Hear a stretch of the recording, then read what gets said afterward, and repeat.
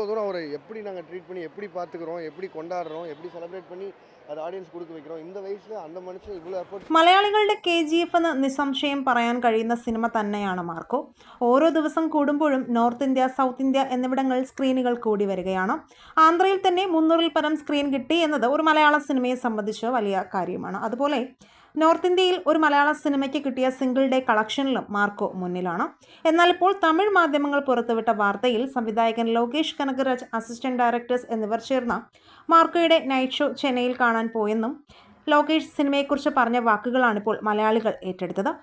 മലയാളം സിനിമയുടെ ജോൺ വിക്കായി തോന്നിയെന്നും ഉണ്ണിമുകുന്ദൻ ഒരു perfect star material ആണെന്നും ലോകേഷ് പറഞ്ഞതായി വാർത്ത.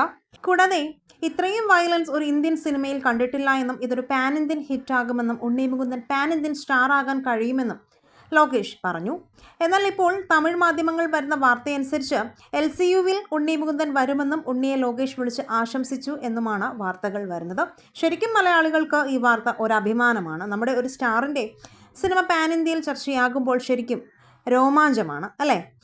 നിങ്ങൾ മാർക്കോ കണ്ടവരാണെങ്കിൽ നിങ്ങളുടെ അഭിപ്രായങ്ങൾ മടിക്കാതെ കമൻറ്റ് ചെയ്യുക. വീഡിയോ ലൈക്ക്, ഷെയർ ചെയ്യാനും ചാനൽ സബ്സ്ക്രൈബ് ചെയ്തൊന്ന് സപ്പോർട്ട് ചെയ്യാനും മറക്കല്ലേ ഫ്രണ്ട്സ്.